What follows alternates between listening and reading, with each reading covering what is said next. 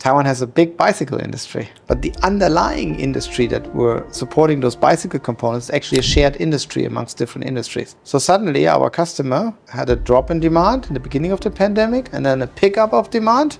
And then the subcontractor says, sorry, I don't have capacity for you because I have to make all these bicycle parts. Can you share a story where a procurement manager came to you for help to solve a specific problem? Maybe you don't need to name any names. Yeah, actually, we did have one, especially 2 years ago during the pandemic. Well, different cases where when the people couldn't travel at all and couldn't dispatch their staff, where customer had a big project for tubular lamps for car salons. So they had a project. Hair salons? No, for selling cars, like where the cars are sold. For the shop. Oh, yeah. Sales car centers. Yeah. For major brands. Like a showroom. Showroom, yeah. And then the brand said, okay, we want to update all our showrooms, and you are the expert. Yeah, I like your lamp, but I don't want to deal with it with electrician and here and this and this. I give you a big order. You buy lamps for €250,000 from China. You install them in my showrooms, and I want them to look all the same. On the one side, the customer happy, yeah, I got a big order. Oh, what happens if that one goes wrong? So what happened? So I asked the customer, so you have samples on your site. Tell me all the things that you feel is not quite right or could be a problem. Sections of glues not completely sealed, glues hanging out, color doesn't match, label might be slightly tilted instead of printing, the label is not completely printed, screws not completely put in so the hand could get stuck on it, package not right, package damaged, scratches on the surface. So everything was wrong? Everything that is a chance to go wrong. Yeah. So we call this the FMEA process, the failure mode evaluation analysis. So you're looking at, you imagine all the things that could go wrong, and then you give them an impact score and a risk score, and you look at the manufacturing process where there are controls that are able to mitigate this risk. Mm-hmm. Yeah, and then you have to prioritize that, of course. But this is the typical FMEA process, and that you should do before you go in production. And then this is something Selenius tested? That's something we supported them, and then we dispatched them on the ground, and we had a partner who did also the regular QC, because it's easier to talk to a company, to a factory, to tell them, well, I'm afraid this goes wrong, that goes wrong, that goes wrong, or this goes wrong. I want you to have your internal checklist. And I will tell you this now that I care about this, instead of telling them, oh, now you have 1,000 lamps there. I don't like that. I don't like this. Right? Yeah. So you have to do this before. You have to tell them this before you actually go into production line. Right. Oh. And that type of work we offer our customers, especially when you have a larger project for an important brand and your performance is associated with that brand. You don't want to let that customer down, right? Right. So it's worthwhile to take this extra mile to go down. Yeah, we had another one where the supply chain during COVID times had trouble here in Taiwan. You know why? What happened? It wasn't a metal product. In the West, they all started to ride their bicycle during the pandemic. Taiwan has a big bicycle industry, but the underlying industry that were supporting those bicycle components is actually a shared industry amongst different industries. So when it comes to punching and barreling and surface treatment, they're not just making bicycle parts, they're also making other parts. So suddenly our customer had a drop in demand in the beginning of the pandemic and then a pickup of demand. And then the subcontractor says, sorry, I don't have capacity for you because I have to make all these bicycle parts. So there were industries that relied on these shared Subcontractors. subcontractors, and then now they couldn't get their parts. No, because the subcontractor said, my bicycle order is much bigger. I don't like your small order. Wow. Okay, and then you have to do supply chain management. Either you have to find alternatives, or you have to convince the boss, you have to pay a little bit more to make that work, to get your priority into it. Is this what your team did? Yeah, but that's a different story. Yeah. Yeah, now, like I say, everybody is, oh, AI, chips, NVIDIA.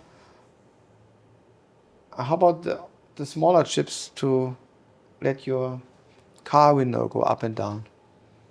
Yeah. So The they. semiconductors say, well, there's not so much money. I prefer to make the AI chips. Or during the pandemic, it was the cell phone chips. They were making more money, so it just didn't produce. So the car manufacturers during the pandemic they called it the chip shortage. Right. It's partially caused by their own action because they didn't order enough chips when the downturn came, and then they thought they're the big companies and everybody has to listen to them. And then the semiconductor says, no, everybody were buying cell phones, everybody buying laptops for the work at home transition. And they were sharing the factory floors with the people that were making automotive chips. And then we had an automotive shortage because we had a chip shortage. So remember, during the pandemics, second-hand cars were very expensive because there were not enough new cars coming into the market. They didn't come in the market because they didn't get the semiconductors, and they didn't get the semiconductors because everybody was buying this laptops and cell phones. So sometimes it's interesting how the cat bites her own tail in a way. Yeah, it's like everything runs on an equilibrium, and then when something disrupts the equilibrium, like too many bicycles being sold, Yeah.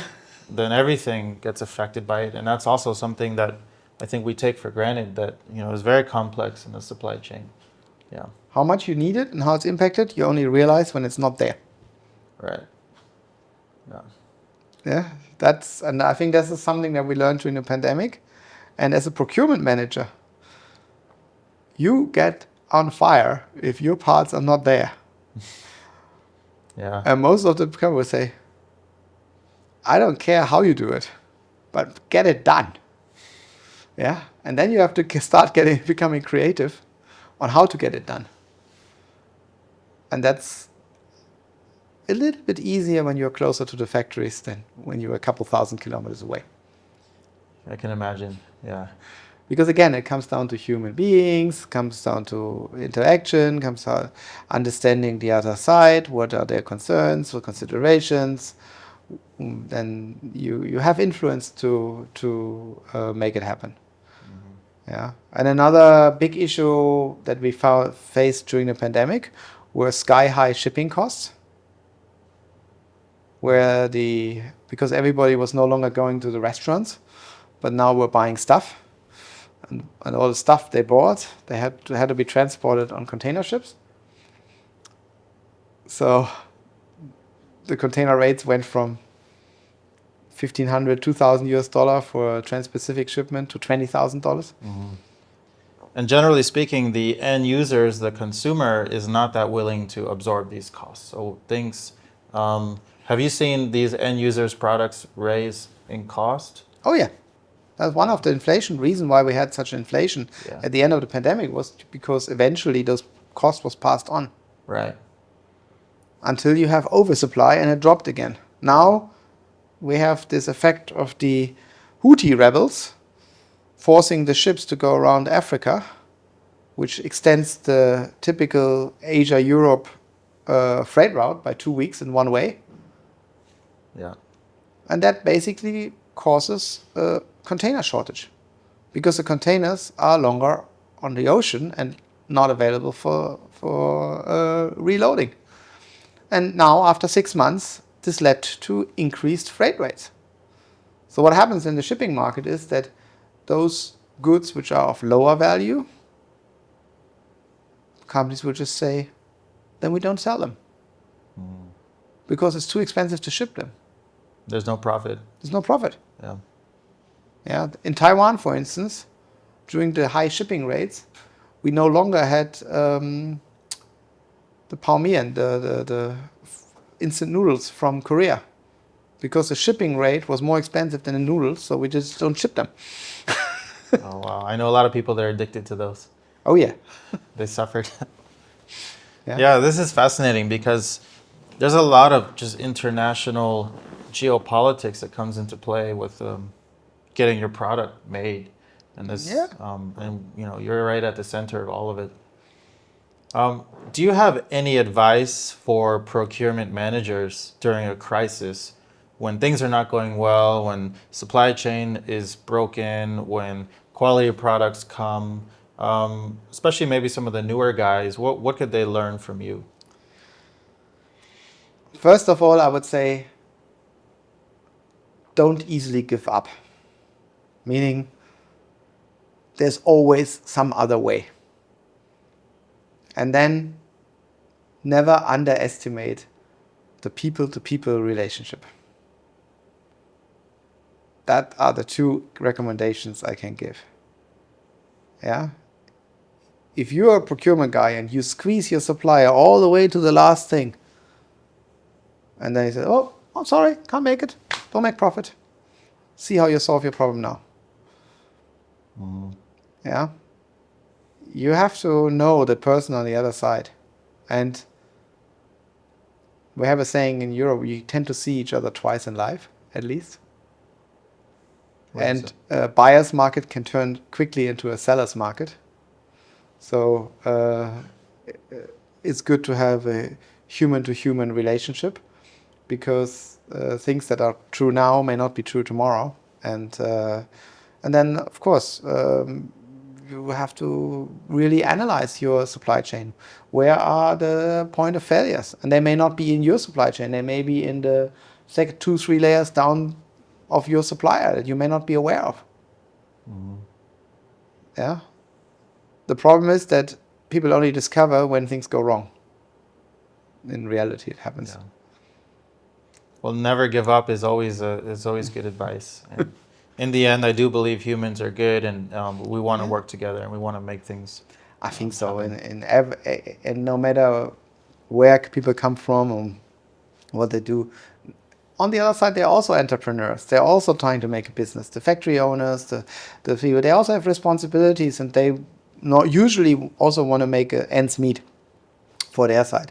And the procurement manager, they want to make ends meet on their side. And it's a chain. So in the end of the day, it's a cooperation of mutual benefit. And that's something we have to consider. And we have a lot more people involved. We have banks, we have shipping companies, we have truckers. We had a trucker shortage in the US where things get into port but couldn't get out of the port because the truckers were short. Yeah. Oh, yeah. It's insurance companies that insure the goods. It's all kinds of people that deliver some kind of service, and only the whole thing makes things work. And Right. one little thing getting difficult, things break. Yeah. And when things break, then suddenly people get aware of it. Okay, great. This is Yeah. this is pretty fascinating. Okay, so for anyone watching who may have come across this video, what's the best way to get in touch with you? Okay, so I'm on LinkedIn. You can feel free to connect with me on LinkedIn. Another way is you can go to our website, www.selenius.com, and send us an email. We will try to respond to you within 24 hours. And then you can also schedule an interview, a half an hour, 101 with me. There's a link on my LinkedIn page where you can book an appointment with me. But yeah, reach out to us. We're looking forward to talk to you. Great. Thank you. Thank you, Florian.